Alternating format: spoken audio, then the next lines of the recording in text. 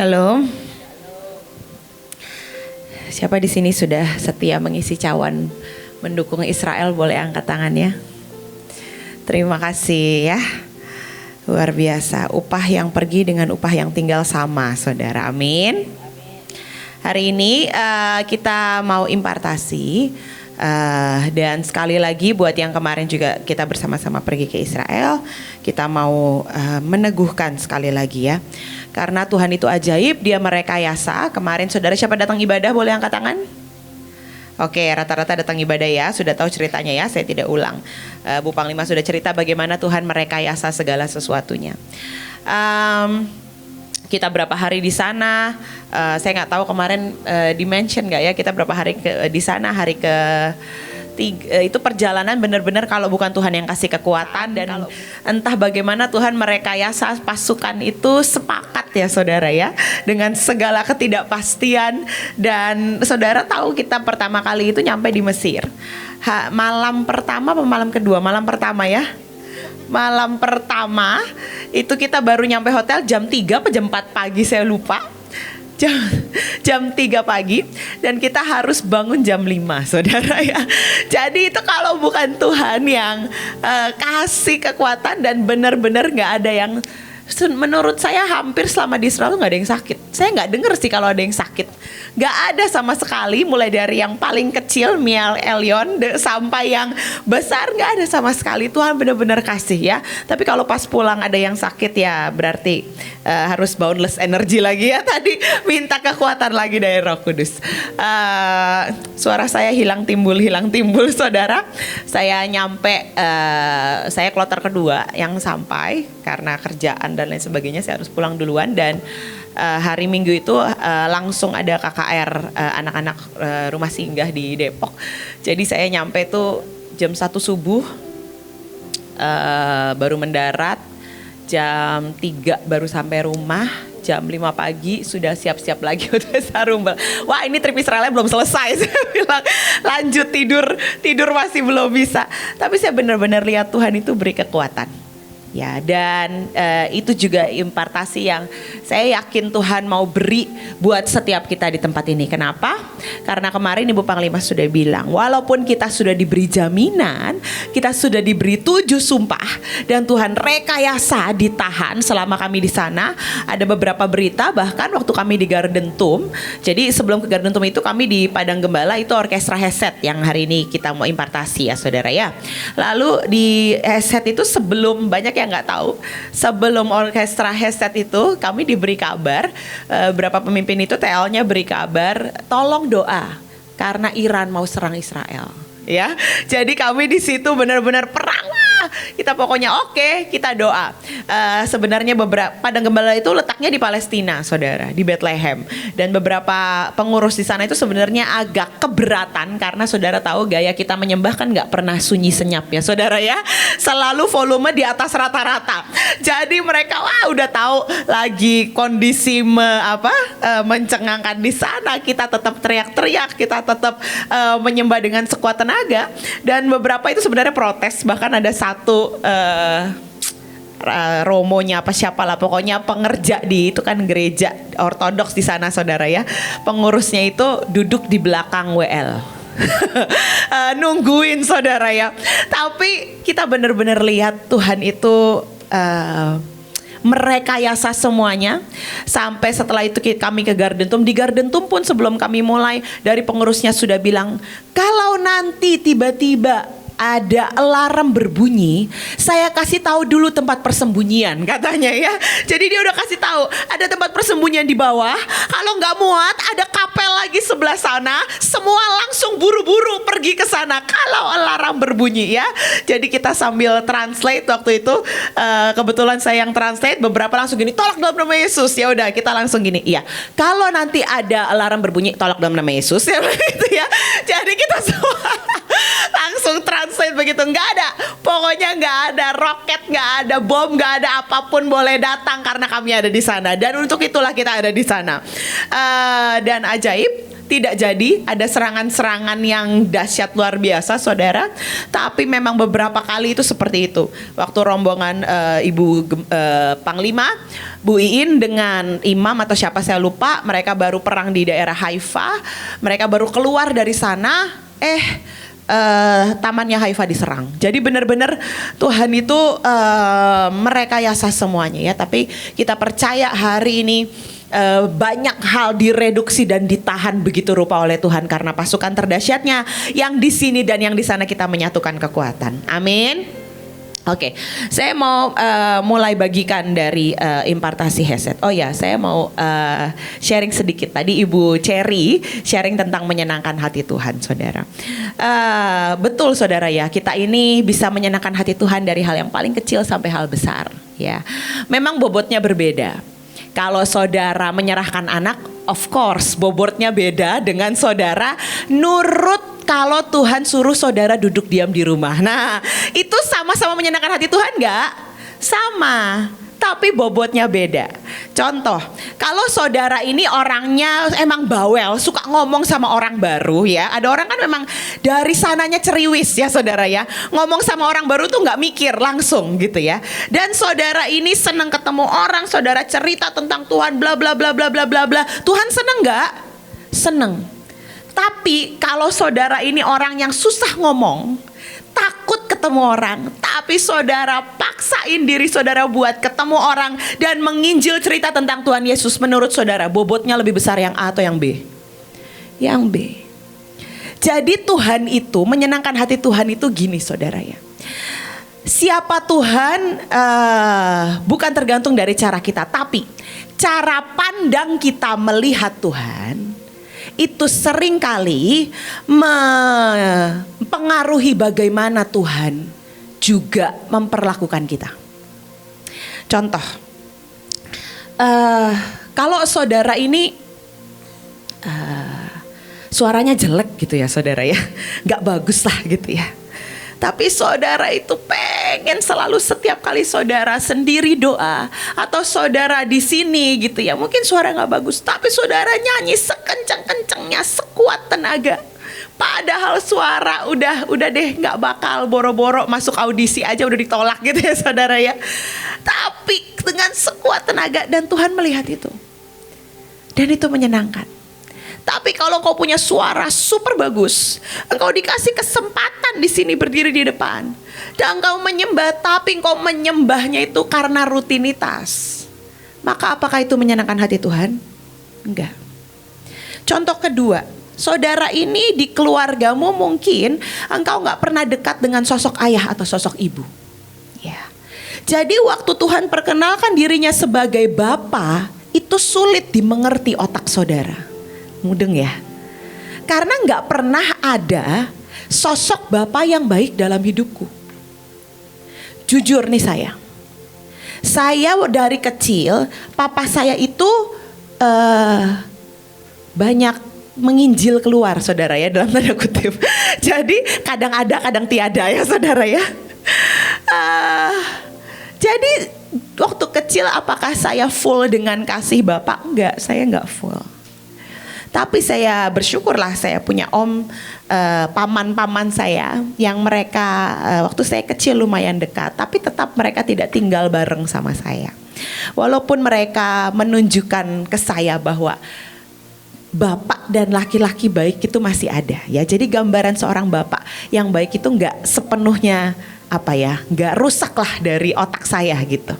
Karena saya masih bisa lihat om-om saya dan lain sebagainya, dan kakek saya juga. Tapi waktu saya kenal Tuhan, yang pertama kali menjumpai saya adalah bukan sosok Bapa, sosok kekasih. Itu yang pertama kali. Ya. Dan butuh waktu sedemikian, sekian tahun yang lalu, untuk saya bisa benar-benar bicara Bapa. Dan saya bisa rasain pelukannya yang berkata, kamu mau apa? Aku akan kasih apapun yang kamu mau. Karena Bapa yang baik begitu. Dia ingin berikan apapun yang anaknya pengen. Bahkan anaknya belum minta juga udah pengen dikasih. Yang sini bapak-bapak yang sayang anak tahu artinya ya. Kalau gue bisa punya uang 3T, gue kasih semua buat anak gue. Kalau dia gak perlu hidup susah, aku gak akan biarkan dia hidup susah. Itu hati Bapa. Tapi sekali lagi cara pandang kita mempengaruhi bagaimana Tuhan bisa bebas mengekspresikan dirinya dalam hidupmu. Kalau engkau ini susah buat percaya ada Bapa yang baik, maka Tuhan butuh waktu untuk dia bisa ekspresikan dirinya jadi Bapa. Kalau kalau saudara sering kali punya suami yang jahat, maka butuh waktu untuk Tuhan itu bisa ekspresikan dirinya jadi suami kekasih terromantis dan terbaik. Karena gak biasa engkau lakukan itu dan engkau terima itu, ya. Tapi tadi Roh Kudus datang, dia mau berikan aliran. Siapa tadi bisa rasain Tuhan? Saudara mari. Kalau Tuhan itu kasih aliran ya, bukan karena tiba-tiba, bisa sih dia lakukan supranatural, tapi jarang. Seringkali ketika dia kasih aliran, dia itu kasih saudara kemampuan buat sembuh. Ada kemampuan buat kaya, ada kemampuan buat sembuh. Waktu saudara di sini di hadirat Tuhan, saudara bisa rasain dipeluk. Tapi kemampuan buat sembuh itu apa? Kalau orang udah keluar dari ibadah, menemukan realita yang sesungguhnya, maka yang tadinya rasa dipeluk tiba-tiba kok gak berasa lagi ya? Nah, itu yang Tuhan mau beri, kemampuan buat sembuh. Bahkan ketika engkau keluar dari ibadah dan engkau ketemu lagi yang nyebelin itu saudara ya, engkau ketemu lagi realita anakmu, suamimu, istrimu, ayah, ibumu, mertua mungkin, dan tiba-tiba di hatimu itu bisa punya kemampuan buat, Tuhan, kasihan ya Tuhan, hidupnya gak bahagia, tolonglah Tuhan, ampuni dia. Nah, itu namanya kemampuan buat sembuh. Dari yang tadinya setiap kali ketemu, dari tadi perasaan gue udah enak, sekarang mood gue jelek lagi nih gara-gara ketemu dia gitu ya. Nah, kalau itu belum ada kemampuan buat sembuh saudara ya. Kalau Tuhan kasih kemampuan buat sembuh, saudara ketemu lagi yang model merusak mood lagi saudara ya, saudara akan, Tuhan, tiba-tiba kok aku bisa lihat hidupnya kasihan ya. Itu adalah kemampuan untuk sembuh. Amin. Amin. Amin, saudara terima? Amin ya. Mari terus inginkan dan inginkan. Saya mau bagikan impartasi buat headset.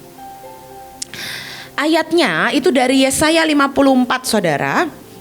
Saya gak tahu bisa dibuka gak di sana. Yesaya 54, saya langsung ke ayat yang sebentar. Ini saya jelaskan singkat berkat-berkat headset ya, selain yang Ibu PMI pernah jelaskan. Yesaya 54 ayat 7. Mulai dari ayat 7 terus sampai terakhir. Sudah ada? Oke. Hanya sesaat lamanya aku meninggalkan engkau, tetapi karena kasih sayang yang besar aku mengambil engkau kembali. Ya, ayat 8, dalam murka yang meluap aku telah menyembunyikan wajahku, itu bahasa lainnya olam. Makanya kita suka sebut Tuhan Allah Hesed Olam. Terhadap engkau sesaat lamanya, tetapi dalam Hesed abadi. Kasih setia abadi itu di bahasa aslinya adalah Hesed. Tetapi dalam Hesedku aku telah mengasihani engkau, firman Tuhan penebusmu. 9, keadaan ini bagiku seperti pada zaman Nuh, seperti aku telah bersumpah kepadanya bahwa air bah tidak akan meliputi bumi lagi.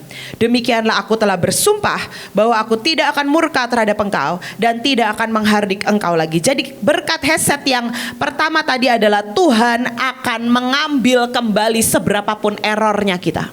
Dan seberapapun kita coba jauh, kita marah, kita kecewa, Tuhan pasti akan tarik. Itu berkat pertama. Berkat kedua adalah seperti Tuhan bersumpah kepada Nuh bahwa tidak akan ada bencana selama di zaman kita. Itu berkat sumpah Hesed Ya, berkat yang berikutnya adalah dia tidak akan murka, tidak akan menghardik lagi. Maksudnya adalah dia tidak akan murka sampai menghancurkan bumi, tidak. Jadi semua ramalan joyo-boyo apapun itu, kemarin berapa hari yang lalu masih lihat lagi di YouTube, di berita katanya menurut BMKG akan ada apa? Megatrust di Pulau Jawa. Kita bilang enggak, sumpah Heset menangguhkannya. Ya, tidak terjadi di zaman kita. Tapi kita perlu terus aktifkan. Berkat yang berikutnya, ayat berikutnya. Sebab biarpun gunung-gunung beranjak, ayat 10, dan bukit-bukit bergoyang, tetapi Hesetku tidak akan beranjak daripadamu, dan perjanjian damaiku tidak akan bergoyang. Ya, kata firman Tuhan yang mengasihi engkau. Perjanjian Heset, berkat yang sumpah Heset, berkat yang berikutnya adalah dia perjanjian damainya tidak akan bergoyang. Karena itu kemarin kita pas banget waktu mereka Israel terima berita bahwa Iran akan nyerang, pas kita mau ngangkat orkestra sumpah Heset, pas kita minta perjanjian damai. Karena ini berkat Heset. Jadi kita langsung mintakan ampun, mintakan belas kasihan ya untuk bangsa-bangsa, nggak cuma Israel tapi seluruh Timur Tengah. Tapi apakah doa kita buat Timur Tengah berhenti? Kalau Tuhan ingatkan, tetap berdoa saudara.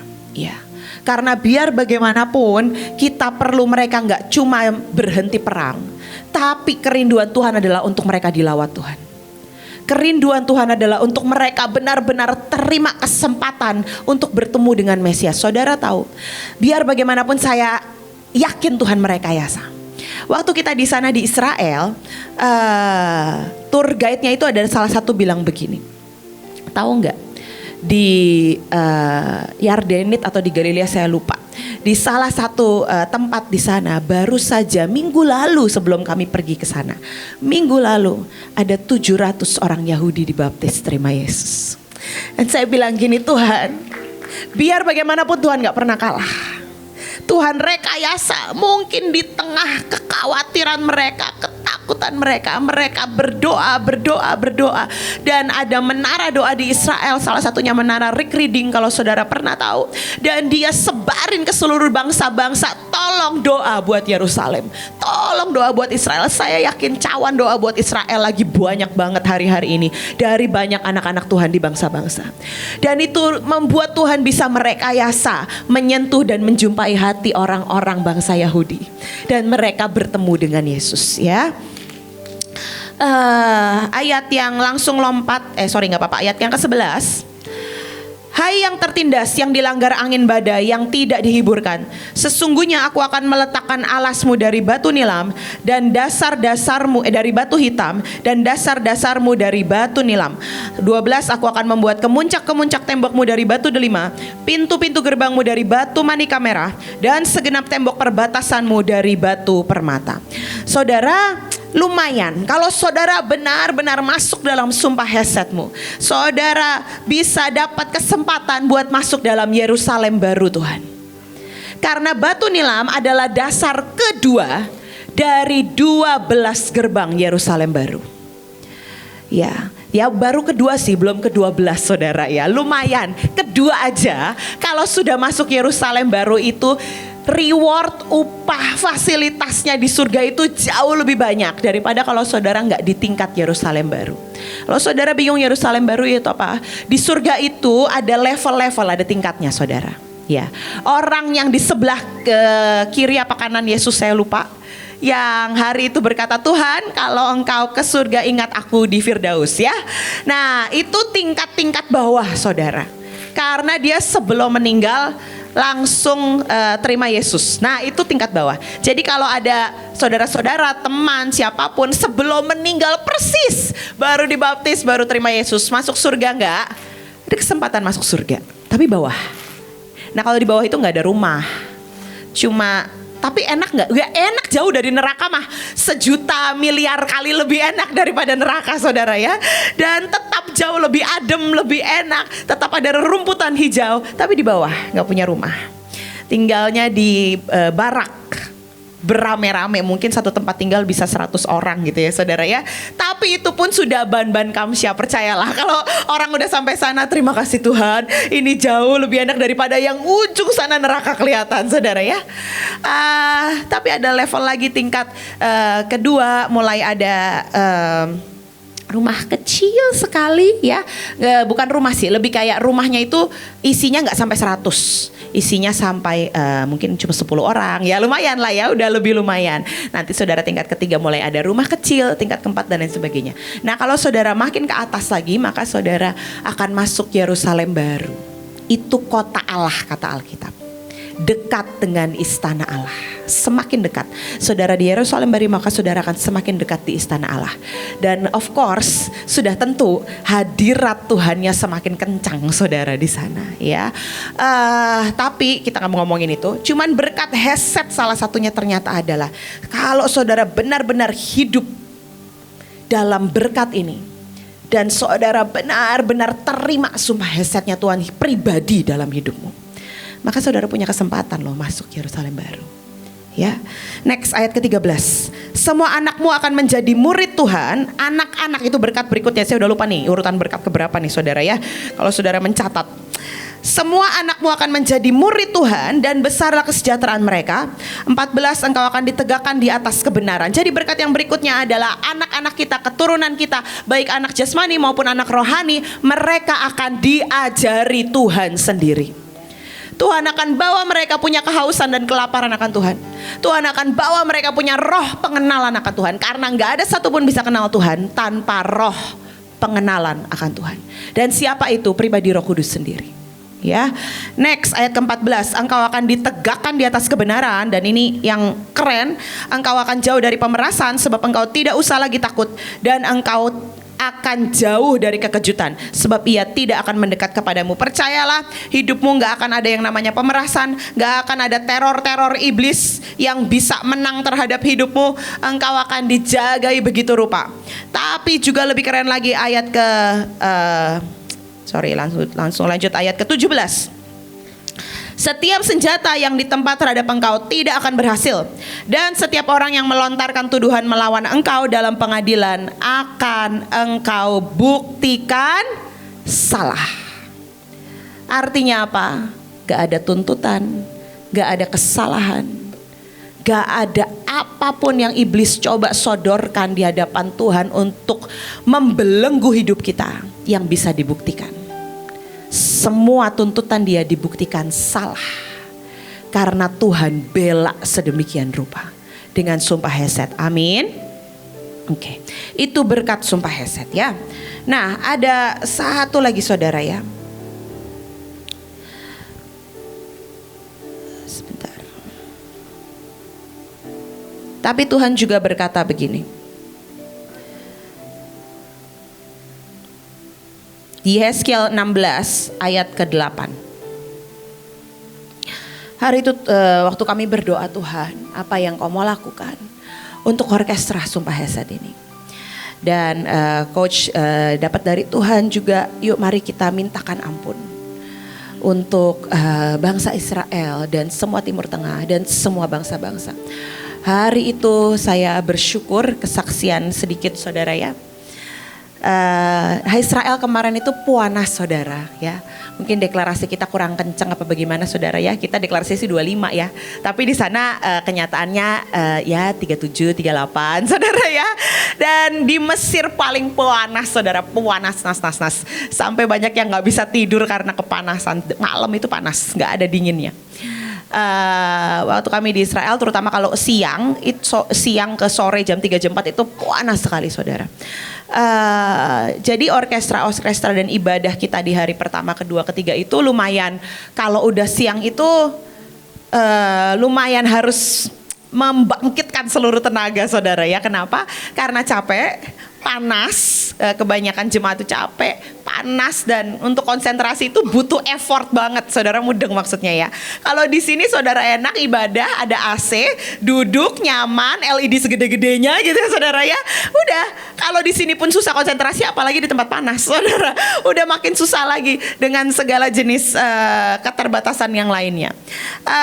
Terus kami ini harusnya dapat bagian orkestra di Padang Gembala itu sore. Terus kita kan berdoa, Tuhan kalau boleh jangan sore, kalau boleh. Tapi kan kita gak mungkin rubah rundown, tergantung kita kan gak mungkin saudara ya, karena ini menyangkut 700 orang. Tapi Tuhan 309 orang 7 bus maksudnya. Tapi ini juga ajaib, Tuhan mendengar doa.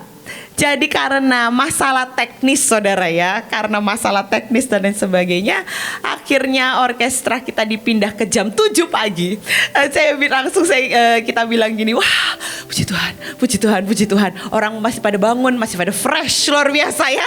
Jadi masih bisa menangkap. Tapi saya lebih kagum lagi sama Tuhan adalah, itu kan panas ya saudara, dari pagi sampai malam itu panas. Kalau malam lumayan lah angin-angin, kalau di Israel masih ada angin. Biar bagaimanapun itu bangsa perjanjian. Walaupun hari ini lagi dicoba dikutuki banyak hal ya, tapi tetap beda.